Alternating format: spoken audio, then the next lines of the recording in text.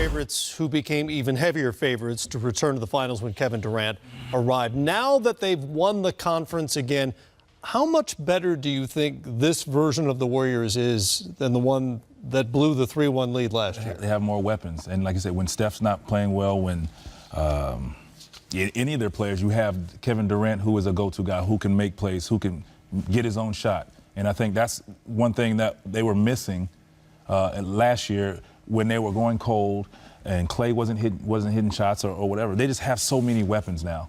And it's like, who are you gonna leave open?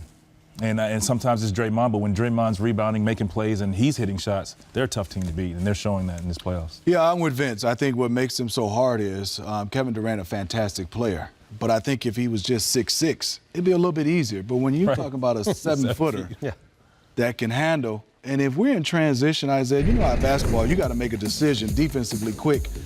If I'm a small guy, I'm saying, whoa, here comes Kevin Durant. If I'm a big guy, here comes Kevin Durant. And, oh, by the way, Isaiah, you got Kevin Durant. I can't help you. I got Steph and Clay. So I think because of the matchup of Durant's height is such a problem, because if you could say, Vince, I'll pick up Vince for you. But you can't just pick up Kevin Durant if you're a certain type of player. There's no perfect defender, in my opinion, that just can pick him up when you're in transition and trying to guard him in an offensive set. No, because he has the total package. Man. At 7 feet. At 7 feet. You know, he has the long game, he has a great mid-range game, and then he's got a short game.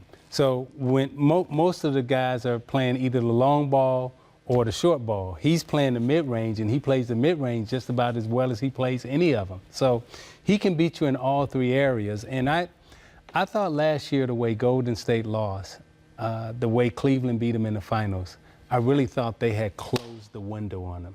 I did not think Golden State would be able to come back this year had they not got Durant.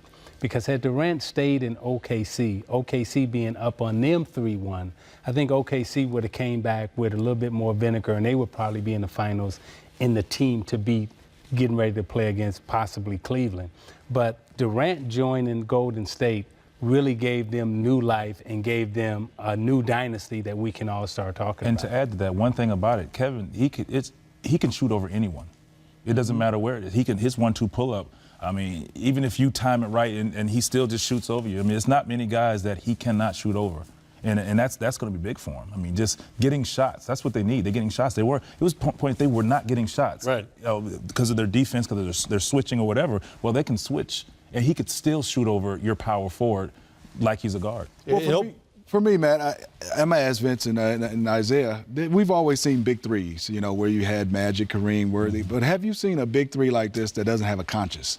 Each guy, if they can go 0 for 11 and still keep shooting the basketball. Right. I haven't seen a team form with these three guys where it doesn't matter if they're 0 for 8, 0 for 9. All three will keep shooting and shooting at a high clip. And they are some of the best shooters in the history of our game. What makes Durant, though, so different, though, he and Giannis are the two most unique players in our league in terms of their size, their length, and what they can do with the basketball out on the perimeter. You know, there have been guys in our league with skill sets like Steph Curry or Klay Thompson, right? But there's never been guys the size of Giannis and Durant who's got all this stuff, and there's never been a guy in our league like Kevin Durant, that size, who can play, you know, the long ball, the short game, and the small game. Quickly, do you see weaknesses, not injuries, but weaknesses that could trip them up? I think just defensively. I mean, I think defensively you have to make Steph guard. Plain and simple. You have to make him guard and wear him down. And we saw that last year. They were going at Steph, and he just didn't have the legs. Other than that, they're tough. And the revamped bench? Not bad. I like those guys. They're not bad. And they're different from the bench they had last year, but their bench is pretty good as well. I think Cleveland has the defensive stoppers to make this an interesting series if we get there. And 9 days off to rest, regroup, and formulate their plan to reclaim the Larry O'Brien Trophy.